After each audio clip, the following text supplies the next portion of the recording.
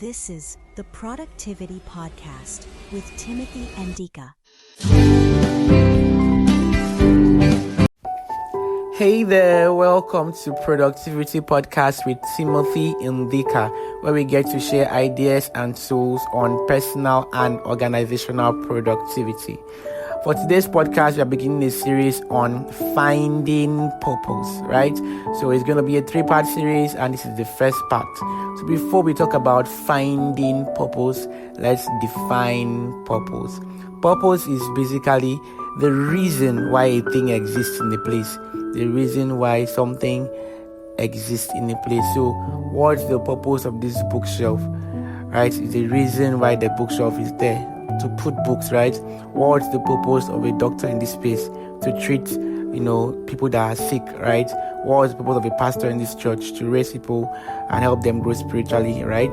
So, on an individual level, what is your purpose in life? It's very important that you find purpose and discover purpose, because that is how you are going to rate your success. Your success is going to be determined by how much you are accomplishing in line with your purpose. Even organizationally, right?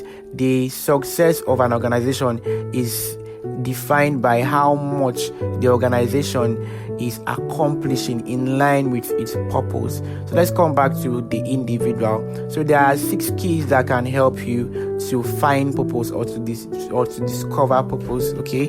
And they all begin with P, so it's easy to remember. The first P, or the first key for finding purpose, is pain. So pain is a pointer to purpose. So anything that hurts you can point you to purpose. Anything that makes you feel so bad, right, can be a pointer to your purpose. I'm going to use a very sensitive story to explain this point, although there are several stories I can use. But there's this lady, a minister, right, by name Joyce Meyer. Joyce Meyer is a preacher of the word, a teacher of the word.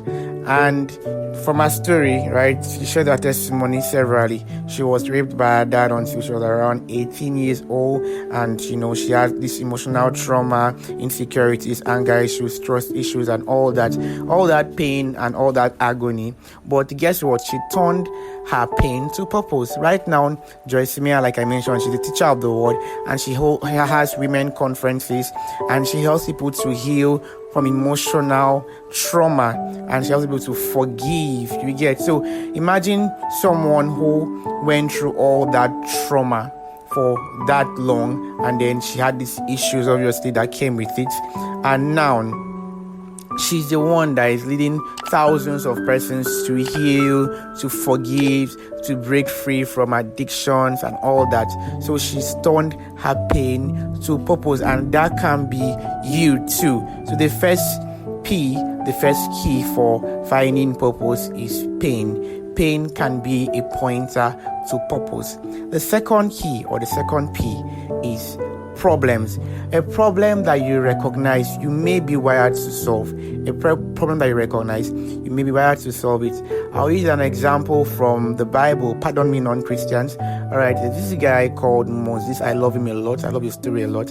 And he was born in, Pharaoh's house. Did I say Pharaoh? Yeah, Pharaoh's house. And then he somehow knew that his brothers, the Israelites, were being maltreated, and he saw that as a problem. He recognized that was a problem. They were, being beaten, they were, being enslaved, and he recognized that problem and he tried to solve it.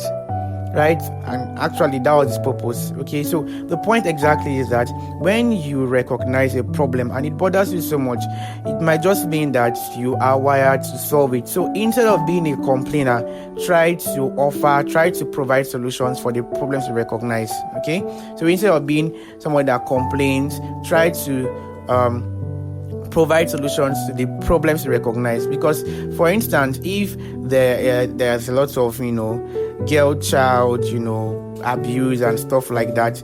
And then people actually know that it's bad, but you see that problem more. It's as if you recognize it more than every other person. It bothers you more than every other person. Instead of just complaining about it, you might as well maybe do some initiative or anything at all. That's how some of these girl child initiatives were born. So instead of just complaining about a problem that you recognize, try to provide a solution for it. You may not know your purpose may be largely to solve that problem. So the other 4 keys we shared in second and the third part. Follow the channel for more. Stay safe, stay blessed. Bye.